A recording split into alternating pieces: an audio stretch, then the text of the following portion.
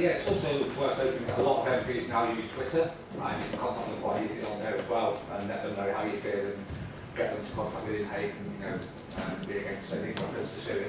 Yep, good idea. Yep. What you'd like to see, of course, not just that Britain doesn't send the arms, but the Russians don't, the Qataris don't, the Saudis don't, the Turks don't, the Iraqis don't, in fact everyone doesn't. Supposing that happens, how would the conflict in Syria develop? I don't think I can predict that, but If you don't know what you're aiming for, why is this a good way of trying to hit the situation? because more weapons are bad. I mean, the Syrian conflict has the most weapons of all the uprising in the Arab Spring, and it's not a coincidence that it has the most deaths. And if you take Tunisia, for instance, which remains non-violent, that's been relatively successful, and there wasn't a flood of arms into it. So I think if what you're aiming for is peace, then it's probably a good idea not to send more weapons in. I think they would have to go further than that. I think rather than just not sending weapons, they'd have to send instructions not to use the ones that are there. Instructions, right? That's fanciful, isn't it? I mean, But you if they can't really- instruct people to do If they that. really wanted to support a peaceful solution, they could. I think part of the reason Britain is so hung up on the arms deal is because they've got all their eggs in the Syrian coalition basket. The Syrian coalition is not very popular inside Syria because it's not bringing weapons in.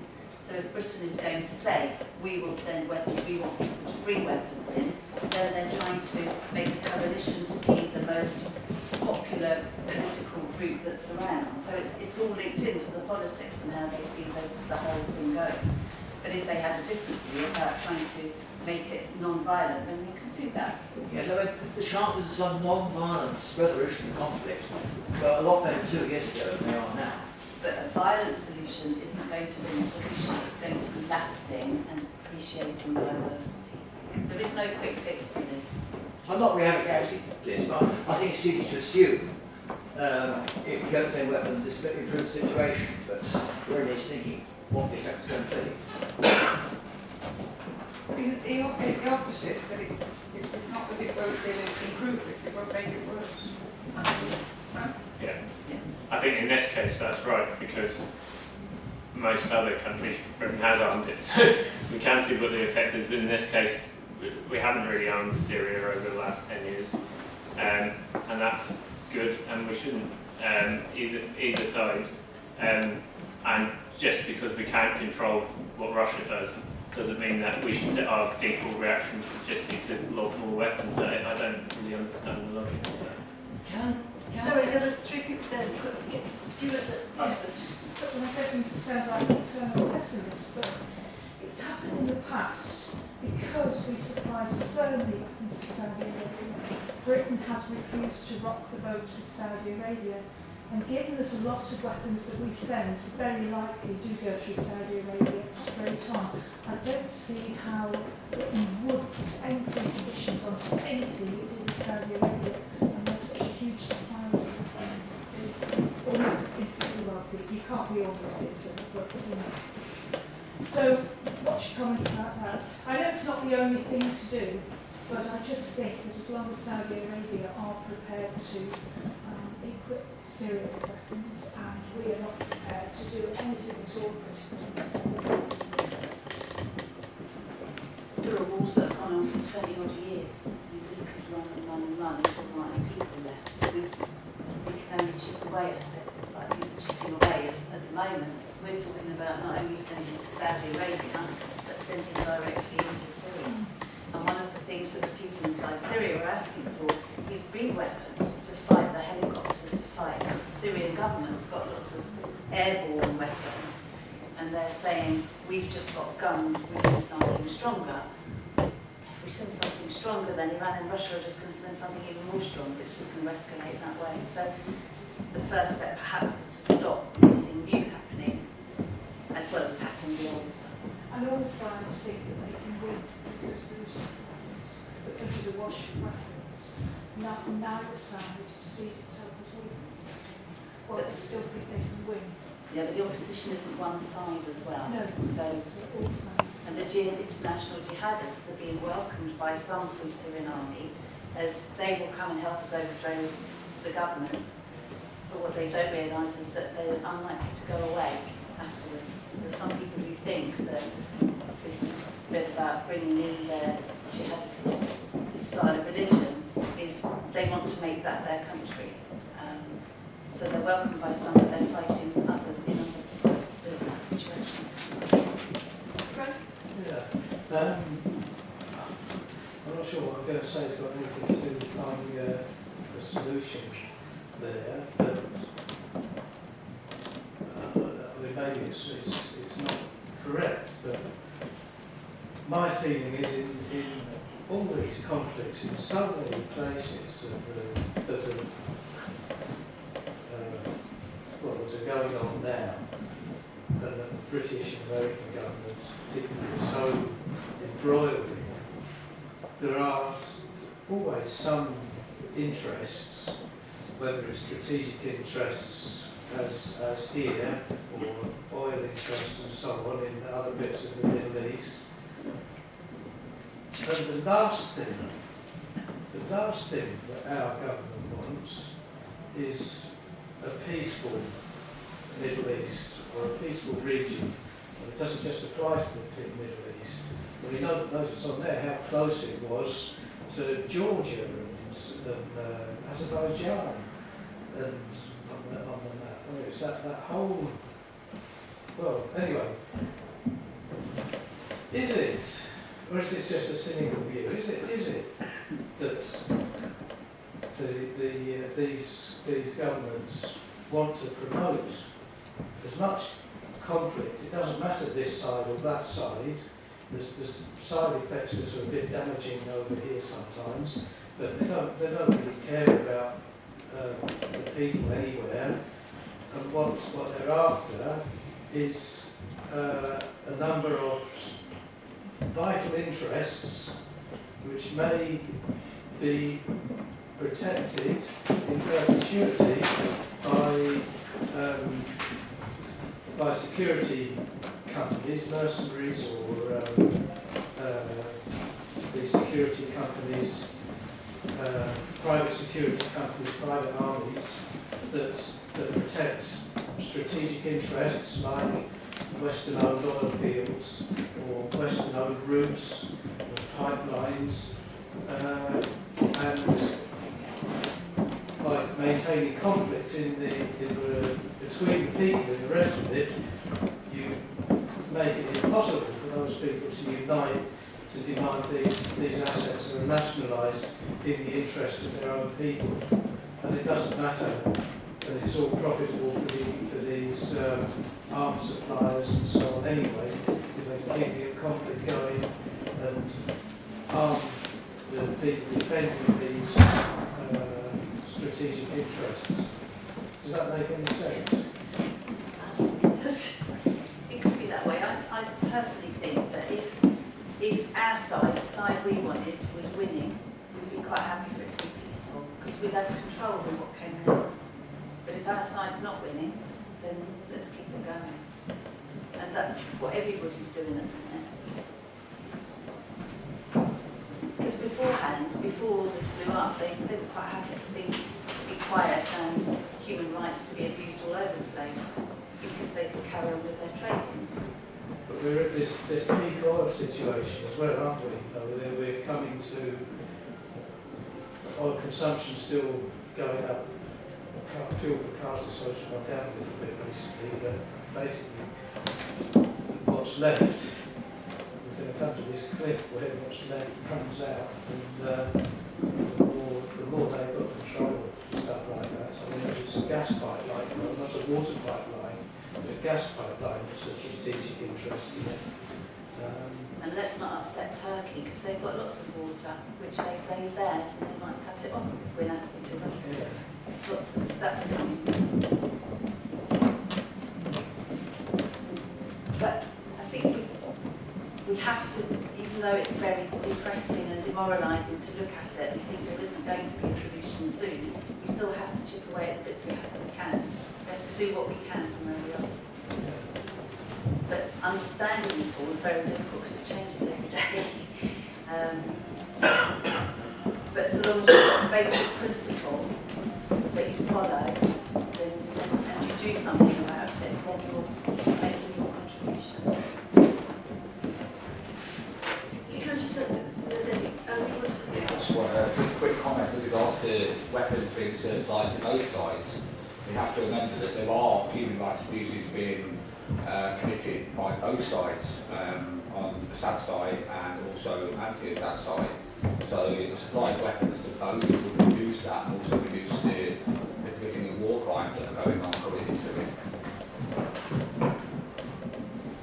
There's a lot of brutality, and I worry for, you see videos of children who've had bits of their bodies cut off by knife, and somebody's had to be close enough to do it. It's different dropping a bomb from an aeroplane, you don't see who you're hitting.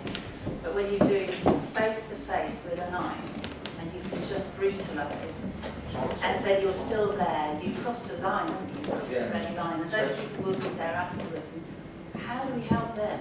Especially if you're utilising child soldiers, which is going on as well. How do you... Yeah, there's a lot of things that are very difficult. As I say, we just have to look at what we can do from our little corner. And part of it is about putting pressure on the government.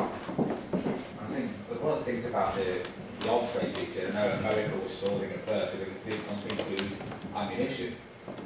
If there's no ammunition left, then what are they going to fight with?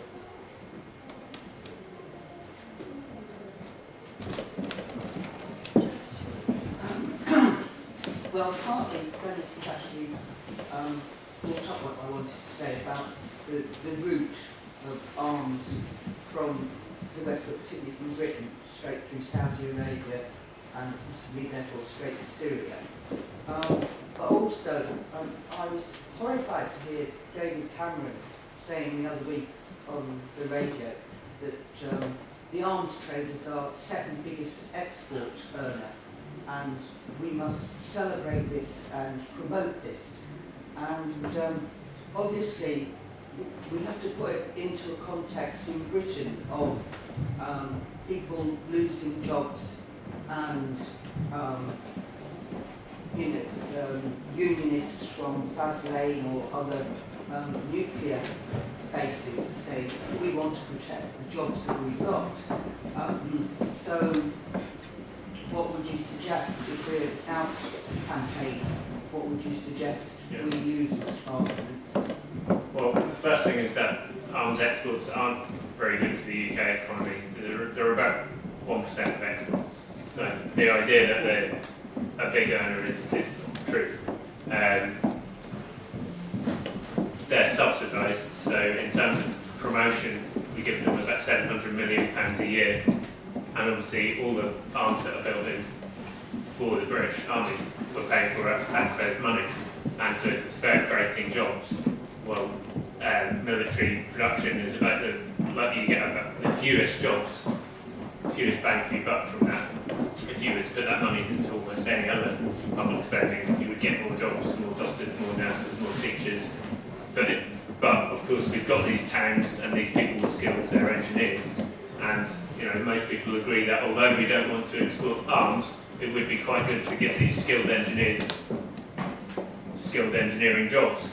So the industry they could most easily move into is renewable energy. There's a very big crossover in the skills of all the different people who work in arms and all the different people who work in renewable energy. In fact, that's happening already in Hull. The BAE Systems factory closed, and Siemens, the German company, has opened a wind turbine factory there, employing almost all the engineers immediately. So really what we want is to shift this public spending that goes into arms to the renewable energy sector, so those people keep their jobs, but just produce something that's a bit more useful for us. So that's what I would say. There's another group of people. There are, I think, 620 people who came from Syria to study at universities in England. And quite a lot of them were supported by the Syrian government to start off with, and their funding's been withdrawn. those that were supported by universities, that funding has gone as well. And when the war started in Libya, the British government gave those students from Libya funding to carry on their education. Now you could say that the people who are here at the moment, as students, a lot of them PhD students, are actually going to be the future for Syria if they're treated properly. But the government is saying to universities, we want you to waive their fees, and if you've got a hardship fund, we want you to give them some money to live on.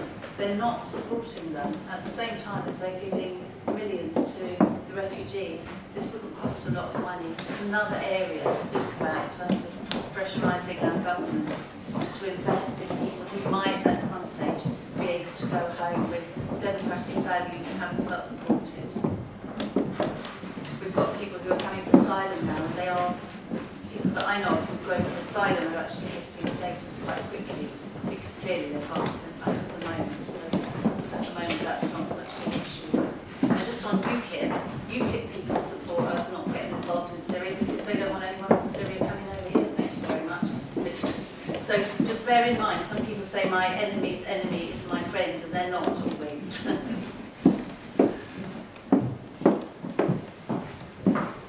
Well, having said that, I think that's what the government is promoting. Because if they're the ones who are supporting the war in people countries, then they will have to come somewhere. And they are the ones causing the trouble, so people have to come here. So they start complaining that we don't want asylum. And they're the ones who are going to disturb them while they're in their home, supplying weapons to people who are peaceful in their countries. They should stop supplying weapons of mass destruction to other countries so they can be peaceful here. Now they shouldn't be shouting about asylum seekers and refugees here because they're the ones who are promoting all this chaos. You just mentioned weapons of mass destruction. There is a concern that Syria's got chemical weapons, that the regime's got some hidden away somewhere, which is probably likely. But more than that, they're worried that the jihadists might get hold of them. And so that's another reason why people like William Hague will say we need to get in there quickly and get it sorted to stop those chemical weapons going to other places. So there are big stakes here. Yeah, but remember what happened last time we said that? Absolutely.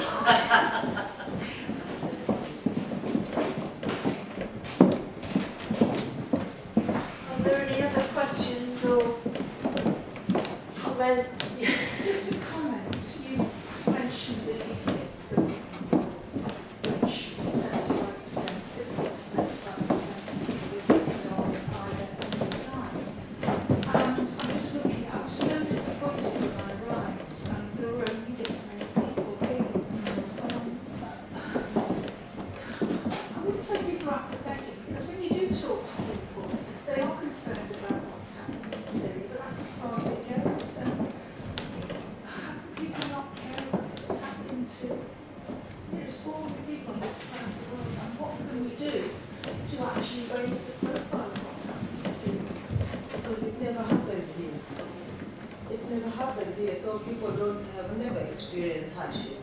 And they take the things that they have for granted. That you will always have your home, you will always have your warmth, you will always eat. And in other countries, it's never like that. And the government is the one who goes into other people's countries. And nobody knows that's what they're doing. Given that we've got 24-hour news now. Yeah, we have 24-hour news now, but all they're talking about is politics and cutting benefits.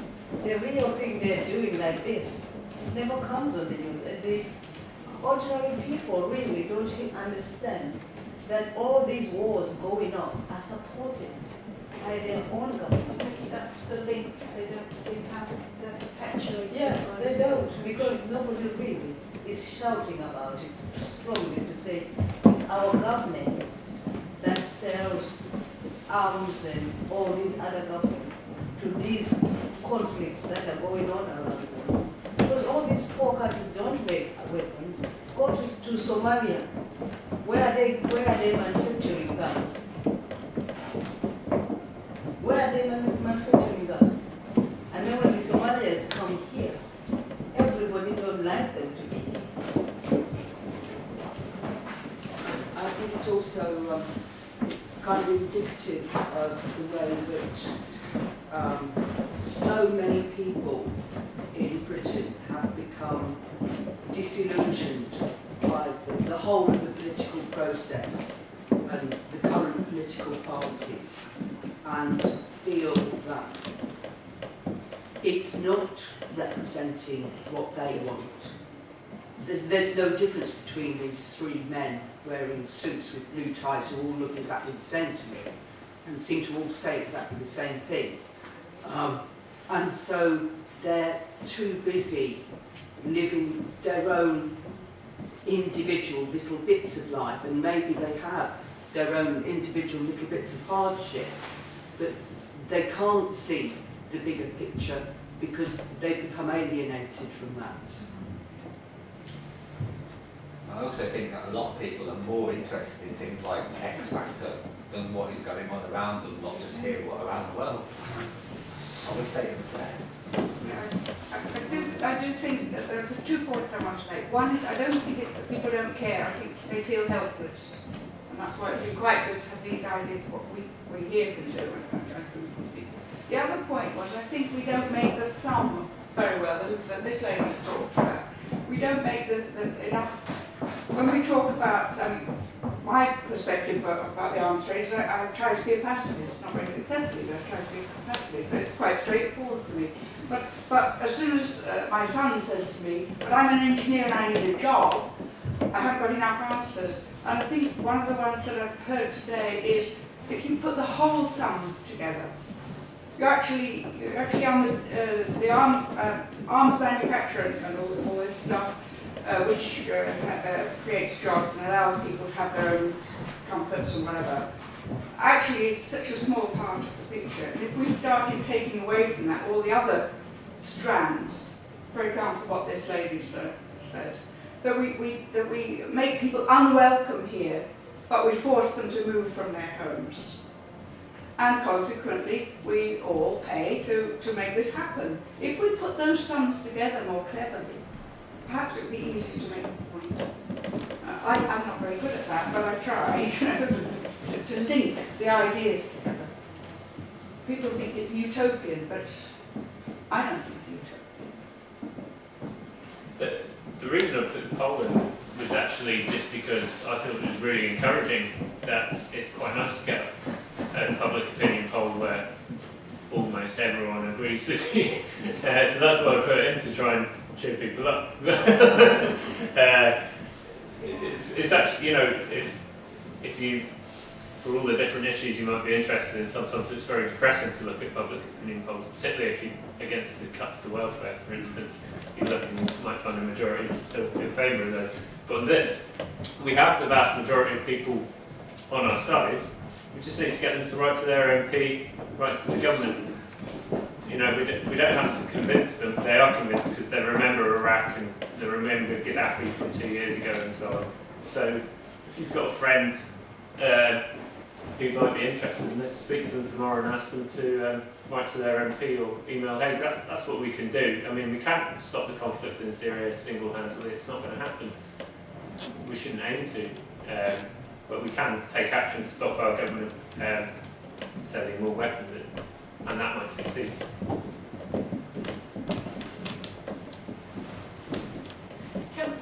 I mean, what do people think about what we should do next in order to make it a bigger? A link to that, or maybe let's see a Facebook group. We all invite our friends, we all get everybody we know on Facebook to sign the petition. Certainly when we were in town by the station there a couple of weeks ago, the response from the public was very positive, and people were queuing up to sign and stuff. It's how, I mean, when you do that, it's great, but you only ever capture, you know, the people that you're there for that hour.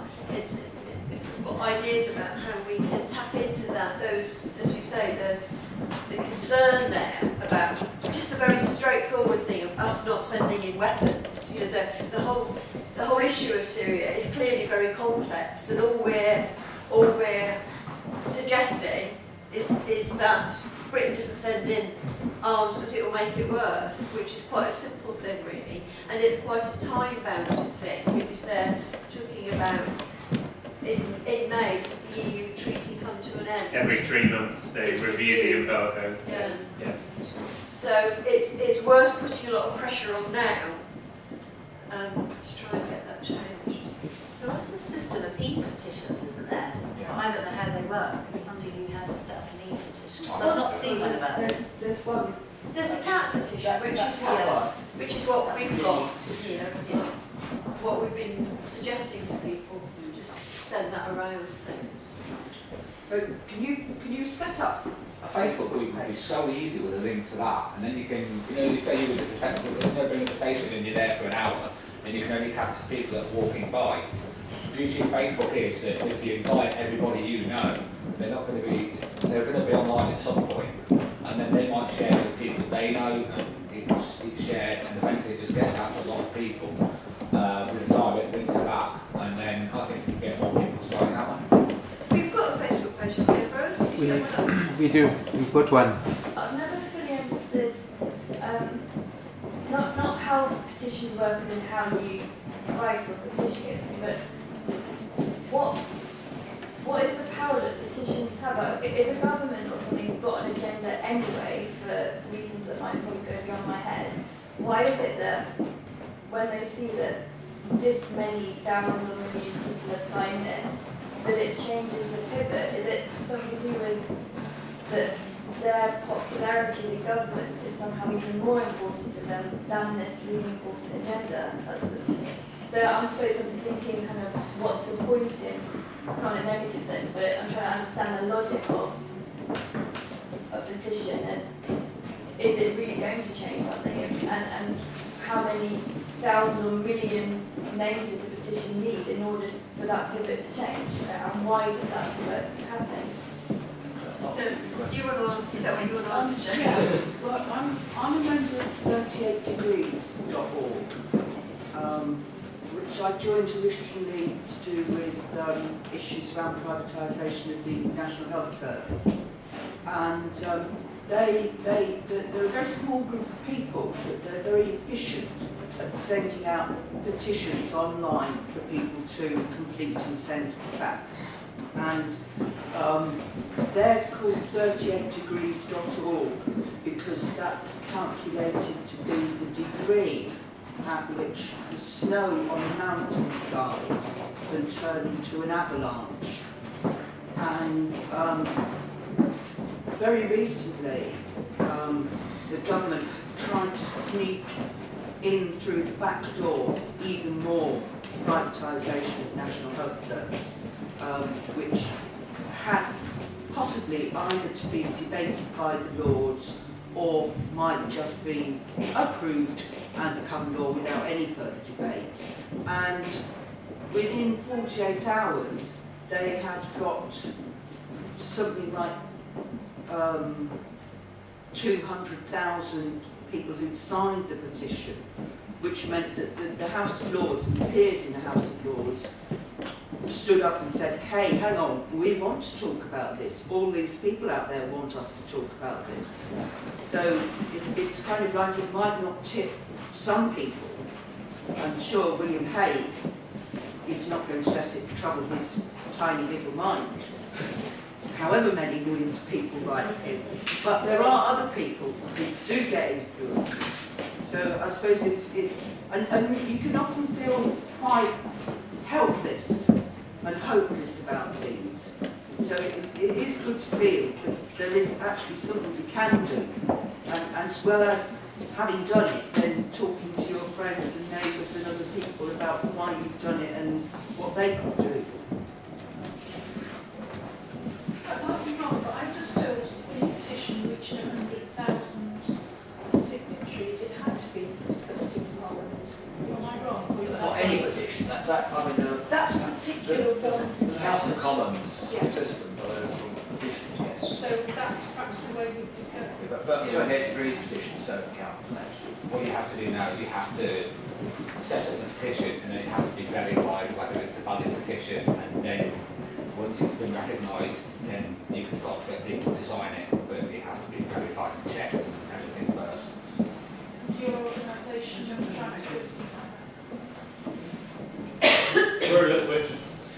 critical of using that route because firstly 100,000 people is quite a lot to get within the time frame. I'm not sure what the time limit is on those things, but also yeah, they don't really allow.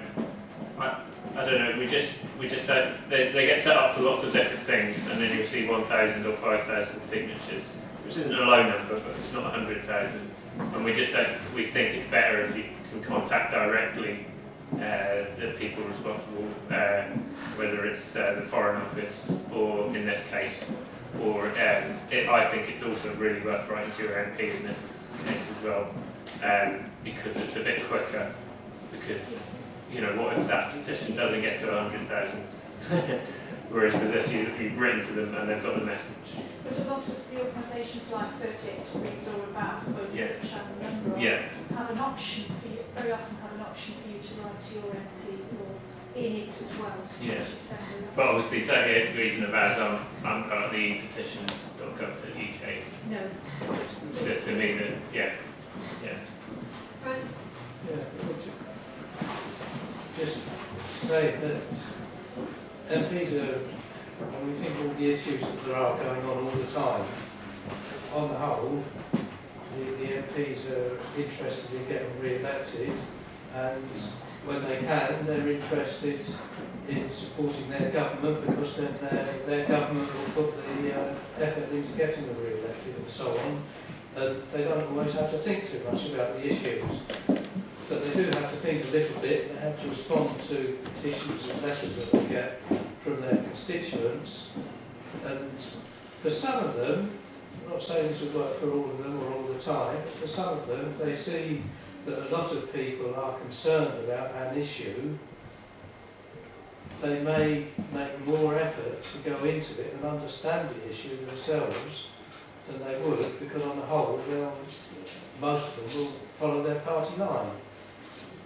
But if they get a lot of interest in it from people that they think would normally support them particularly, but if they get a lot of interest in it, they've got to interest themselves in the subject more than they would have. Yeah. Can I just say that John Ashworth came to see us, well, was walking past when we were down by the train station, and he's very supportive. And he said he'd spoken in the House about sending more aid out there anyway. And as Henry said, the Labour Party at the moment are opposed to us sending arms in. And we've got 3 Labour MPs in Leicester. So it's a really good time to write to them and say we're really pleased that Labour's against it. Please do all you can, because the majority of the public are against it as well. You know, and cite the reasons. I mean, if you look on the CAT website, there is the letter and the petition that you can use to put your letter together. Sorry. It seemed to me when we were handing out leaflets at the train station that the majority of people who would start taking the leaflet were not white. And I think there must be a lot of organisations and groups in Leicester that we just don't get any messages to. I think we could get a lot of support if somehow we could reach out to groups.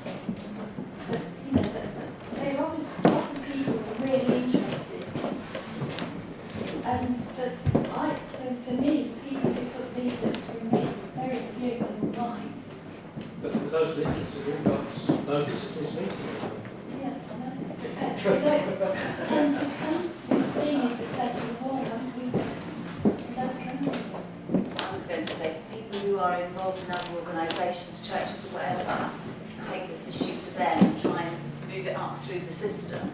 There was a very powerful message from the churches about the cuts this last week, and if you take these messages back up, you're infecting other people with your energy for trying to change things as well. So we need to think about any organisation that we're in where it might be friendly. Can we just ask for information about the European arms embargo? Is there a danger that that's going to go? Because is that something where we need to also write to MEP? Yeah, it's Britain and France that have called for it to be And that will lifted. be downstream. And Germany have stopped them doing that, which is good. I think that's a good point about MEPs, that there'd be another good avenue to write to about it, because it is also on the European level in Belgium, and that's, so far it's stuck. As I say, Cameron was actually saying we might just ignore it, and who knows what the enforcement powers the EU have to stop them doing that, but so far it's stuck. So yeah, I think that's another good avenue to MEPs.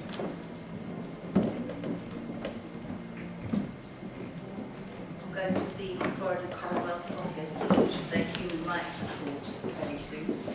It's a very carefully worded question for William Hague and use that. Those sorts of places which is a public reading can be quite bad.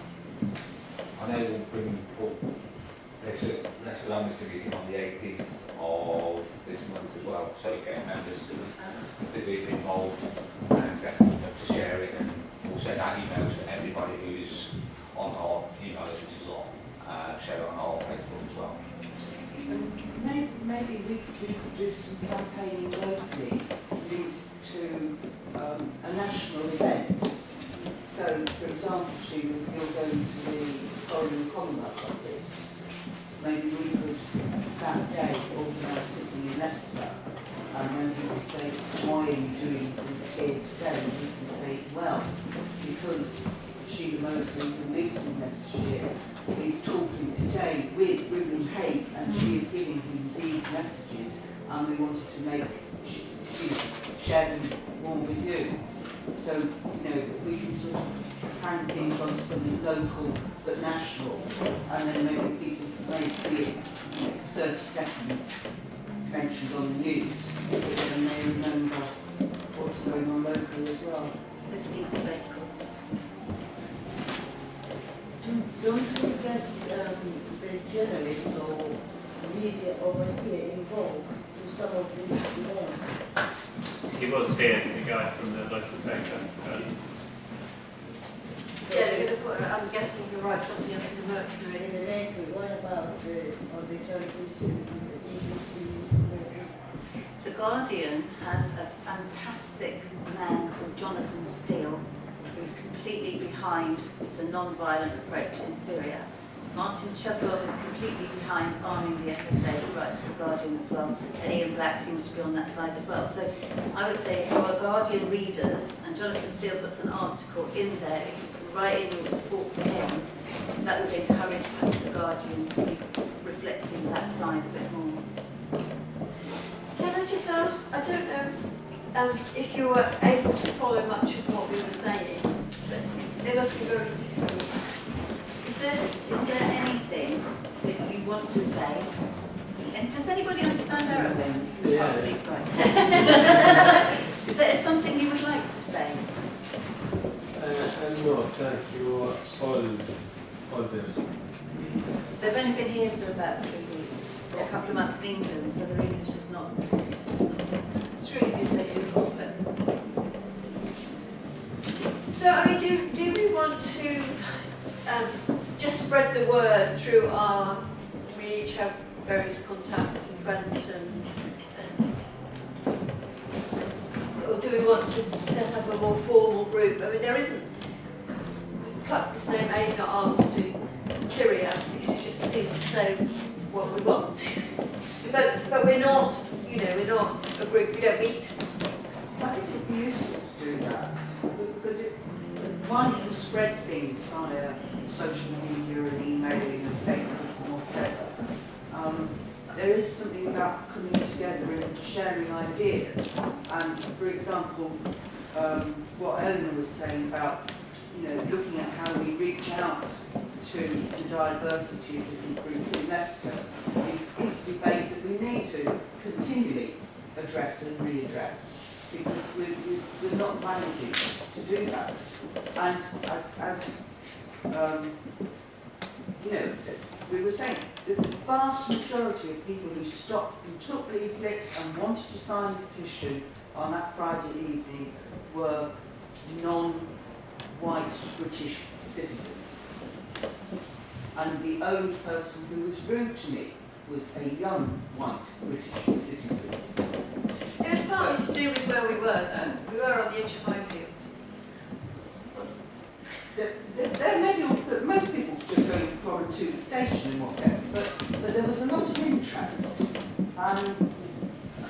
If we meet, you know, maybe not once every month, but if we meet regularly on a sort of cycle, then we can share our ideas and keep looking for other ways forward. I would be interested to go to the Amnesty meeting if it's about Syria. I mean, there's just so many meetings you can go to. I can get it on the agenda. But if there was a themed meeting about Syria, I would go to that one, whereas I would normally I support the Amnesty, but I can't do that as well as everything else I'm doing. I do a blog every day about Syria, so I'm collecting information. But if there are those meetings around, but a meeting of people specifically from all organisations about Syria every couple of months or something, just to put it together, I would feel that that would be a supportive thing. I mean, I was just saying to Ambrose today, I was really pleased that he's worked quite hard behind the scenes to pull things together and to generate interest in doing something. I've been fighting with the British government and the Foreign Commonwealth Office for ages, but doing something local is really important as well. So it would be really supportive to have a meeting every now and again, and certainly a Facebook page to put things on and share with other people as well. What I'll do, I'll put a contact sheet at the back of the hall, and if I haven't already got your details, at least we'll get people's contacts then, and then we can, you know, arrange a date or arrange. I mean, doing stuff in the city centre is always useful. You know, just having some sort of a presence. On a day when it's not sleeting and windy. It was wicked. But yeah, I think more creative ways to do it, and more reaching out to more Well, groups. I thought actually getting frozen cold and then going for warm hot chocolate and coffee and tea and samosas and spring rolls and bargies and cakes that Zishan insisted on taking us for was absolutely delightful and made the whole evening into a wonderful event. And also, if anyone has got suggestions on how we can take this campaign forward, if you email Penny, that would be appreciated very, very much. Because, I mean, what the British government is doing in Syria is wrong. And we need to say that it is wrong. Because if we do not say it is wrong, they will think we agree with them when we don't. So that's what I think. That's brilliant, yeah. Yeah. So if you've got any suggestions on what we can do to take this campaign forward, please, if you email Penny. And we need to be mindful that there are people in Leicester who feel that Bashar al-Assad is fighting a really difficult battle, and right now he is. But there are other people in Leicester who want there to be weapons. So if we're out on the street, we'll be able to engage with them as well. Every now and again they do a dying, and there's very dramatic, a lot of people suddenly collapse on the floor, and what they're wanting is money for the refugees and to support the idea there should be weapons in there. So that debate is also very important. I don't know if this is useful, but someone pointed out that not everyone's on Facebook, and I don't know how people are in terms of meeting up locally. There's a website called meetup.com, and I run a group in Leicester. I set it up 2 years ago, and just by setting up a web page, it's now got 260 members, and that's not for me going out actively looking for people. That's just for people that are aware of meetup.com, browsing what's in their area that meets up locally that's of interest to them.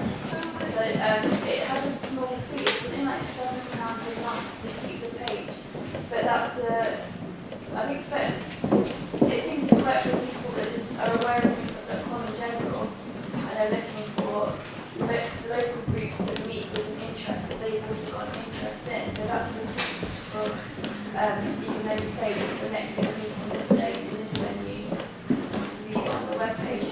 I've got 260 people sign up to my groups without me doing anything apart from putting your webpage up. So that's Yeah, you have that information. but meetup.com is kind of trying to do the opposite of Facebook in a sense. It's trying to promote local groups meeting up in real life in their local area.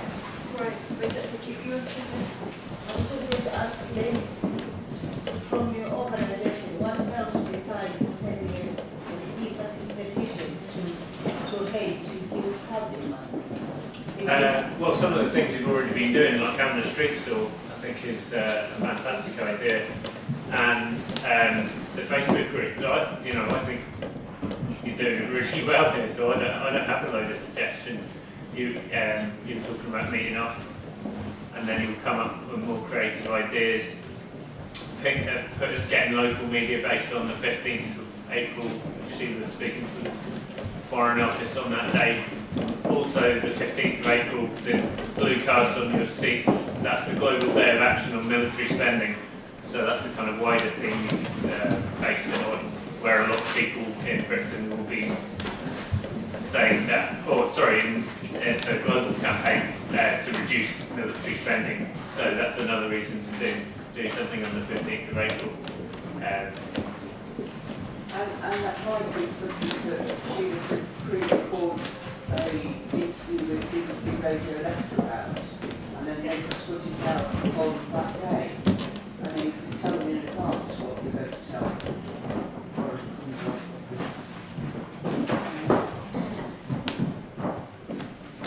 So on that day, on the 15th of April, is there any marches or anything going on in the street or anything? Various people are doing things on that day. I don't know if anybody wants to do something. I can't personally do anything on that day, but if anybody wants to arrange something on that day or that evening, great. Are you going down to Ramsgate Old Train? It's likely that my source of income for getting down there is potentially going to be another group because I've got 2 meetings on the same day. I don't think I'm that important. If you were going on the train, for example, we could welcome you back at the train station. I would say that's difficult because I've got to go on to another meeting about indefinite detention of asylum seekers in the UK afterwards, and I'm not sure what time that will be. So it's the little clock tower. Yes, the clock tower gatherings.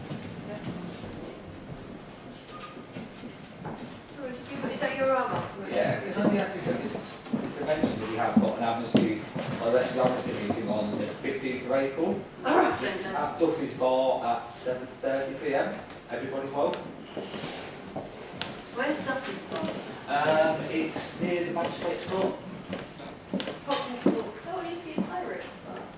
No, it's back 2 doors down from Pirate Is Club. it the Red Tent? It's the Red Tent, yeah. Champagne. Okay, we're going to have to wind this up because it's 9 o'clock and Henry will need to get off for his train.